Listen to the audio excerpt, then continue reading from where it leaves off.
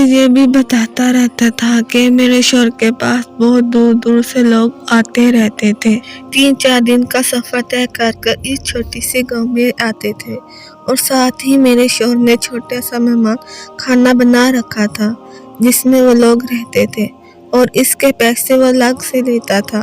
लेकिन हैरान तो मैं इस बात पर भी थी कि मेरे शोहर ने आज तक मेरे लिए कोई चीज़ नहीं ली थी। फिर पैसों कहाँ जा रहे थे? घर वालों से बात करने का बहुत दिल कर रहा था।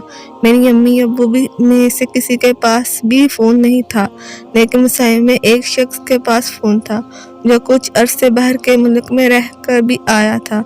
मुझे इस शख्स का नंबर अच्छी तरह याद है। मैंने कहा कि मेरे माँ बाप को फ़ोन मिला दो ताकि मैं इनसे बात कर सकूं। थोड़ी देर लगती, लेकिन वो जाकर अपने किसी बच्चे को भेजकर मेरे माँ बाप को बुला ही लेता। नंबर भी दिया इस शख्स का। इसने कहा कि आप बुलाता हूँ तुम्हारे माँ बाप को, लेकिन थोड़ी देर बाद इसने कहा कि तुम्हारे घर को ताला लगा हुआ है, वहाँ पर कोई भी नहीं है। मैं हैरान थी कि मेरे माँ बाप कहाँ चले गए। वो तो कहीं जाते भी नहीं थे, लेकिन जाना होता तो सोचते थे कि किराया लग जाएगा। फिर वो सारे के सारे कहाँ चले गए। मुझे बड़ी हैरानगी हुई। फिर मैंने सोचा कि कुछ दिन बाद कोशिश करूँगी। माँ बाप खुरम को कहना भी अच्छा नहीं लगता। अगर ये बात मेरे शोहर को पता चल जाती कि खुरम के नंबर से कॉल की है तो वो बुरा मानता कि मुझे क्यों नहीं कहती। जब मैंने कहा था तो उसने मना कर दिया। इसने कहा था तुमको रुखसत करवा कर नहीं लाया हूँ, खरीद कर लाया हूँ। इन लोगों से उन्होंने भी अच्छी खासी रकम ली है। अब क्या इनसे मिलाप रखना है। दुकानदार से चीज़ ली जाती है तो फिर इसके बाद इस रिश्तेदारी नहीं बना ली जाती। मेरे शोहर की बातें अपनी जगह ठीक थी। मेरे माँ बाप ने गलत किया था। एक दफ़ा खुरम से बात करते करते मेरे ज़ुबान से एक बात निकल गई जो मुझे बिल्कुल भी नहीं कहनी चाहिए, और मैं बहुत ज़्यादा परेशान हो गई थी कि अगर इसने ये बात मेरे शोहर को बता दी तो फिर मेरा क्या होगा। एक खरीदी हुई लड़की से दोबारा शादी कौन करेगा। मैंने ये कहा कि दूसरे का इलाज करता है, मेरा शोहर अपना इलाज क्यों नहीं करता। वो बात को समझ गया। उसने कहा कि आपको किसने बताया। मैंने कहा खुद मेरे शोहर ने। इसने मुझे अपनी ज़ुबान से ये बात कही है। तो फिर खुरम ने अपना सर पर कर लिया कि तुम फिर आप क्यों नहीं लेकर आया है, आपकी ज़िंदगी बर्बाद हो रही है। मैंने कहा कि मेरी ज़िंदगी तो इस वक्त बर्बाद हो गई थी जब मेरे माँ बाप ने मुझे भेज दिया था, लेकिन मैं तो इनकी बेटी हूँ। मैं समझती थी कि घर में बहुत ज़्यादा तंगी थी। मेरी 5 बहनें और थी जो जवान थी और शादियों के काबिल थी। मेरी माँ ने कहा था कि तुम्हें बेच रहे हैं, लेकिन इनके साथ ये सब कुछ नहीं करेंगे, और मैं भी ये चाहती थी। मैंने अपनी छोटी बहनों के लिए कुर्बानी दी थी और मेरी कुर्बानी का कोई फ़ायदा नहीं हुआ था। सोचा था कि जो लेकर जा रहा है इसने इसकी कीमत अदा की है, लेकिन क्या किया है। पर हमारी शादी ना होने के बराबर थी। ऐसे में कुरम की तरह मेरा दिल लग जाने का कोई अजीब बात नहीं थी। मैं इसकी तरह माइल हो चुकी थी। वो मुझे बहुत अच्छा लगता था। मैं बहाने इससे बात करती थी। दूर से आ रहा होता था चाय के बारे में बताने के लिए, तो मैं इसे देखते देखते कहीं खो जाती थी। मुझे वो बहुत ज़्यादा हसीन और खूबसूरत लगता था। वो भी मेरी उम्र का था।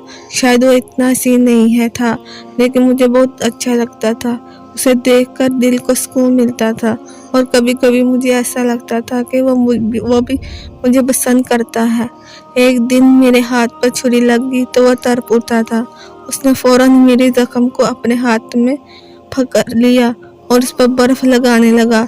इसके इतने करीब जाकर मैं भी कहीं खो गई थी। फिर हम दोनों एक दूसरे की आंखों में देखा। शायद उसको अपनी औकात याद आ गई और मुझे मेरे शोहर, और हम लोग एक दूसरे से अलग हो गए। लेकिन एक औरत पहचान जाती है कि मर्द के दिल में क्या है, और मैं भी पहचान चुकी थी। वो मुझसे मोहब्बत करता था, लेकिन मेरा शोहर से डरता था। मेरा शोहर भी तो बहुत खरीद कर लाया था। इसने मुझसे निकाह किया, पर इस रिश्ते की कोई औकात ही नहीं थी।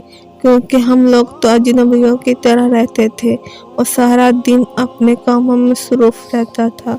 उसे सिर्फ इस घर के लिए एक नौकरानी चाहिए थी जिसको उसे इत्मीनान ना देना पड़े, और इसने यही सब कुछ किया। एक दिन खुर्रम ने मुझे एक बहुत अजीब बात बताई। उसने कहा कि आजकल मुझे आपका शौहर कमरे के अंदर नहीं जाने देते, बल्कि बाहर से भेज देते हैं, और इस बात को एक हफ्ता हो गया है। मैंने कहा कि तुमने मुझे पहले क्यों नहीं बताया?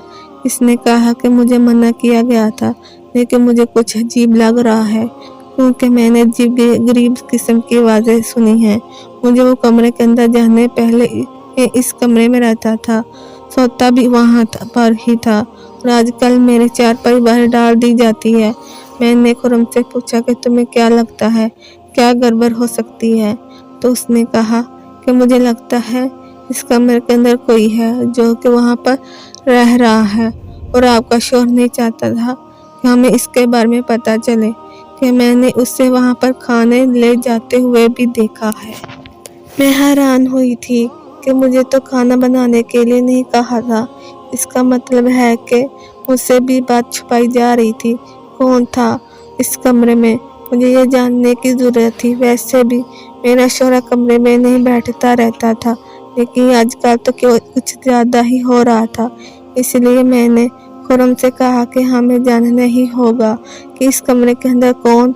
उन्होंने कहा कि हम पकड़े गए तो आपको सीधा तलाक हो जाएगी और मेरी नौकरी चली जाएगी।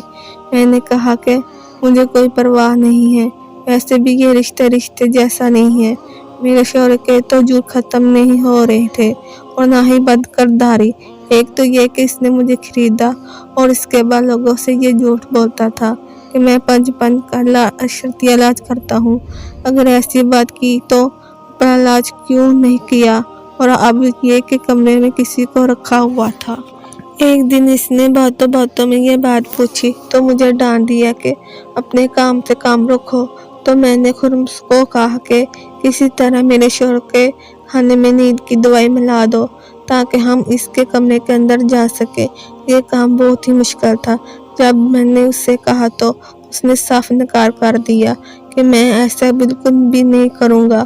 फिर इसने कहा कि क्या तुम मेरे लिए ऐसा नहीं कर सकते? इसने कहा कि मैं तुम्हारे लिए सब कुछ कर सकता हूँ, लेकिन तुम मेरी तो नहीं हो। मैंने कहा कि ऐसा ही है, लेकिन एक दूसरे की इज्जत करते हैं, एक दूसरे के लिए मुखलिस तो हैं ना। इसने वादा किया कि वो मेरे साथ देगा, और ऐसा ही किया। वो दिन बहुत ही अजीब था। हम लोग बहुत डरे हुए थे कि मेरे शौहर को बेहोश करना बिल्कुल आसान था, क्योंकि वो भरोसा करता था।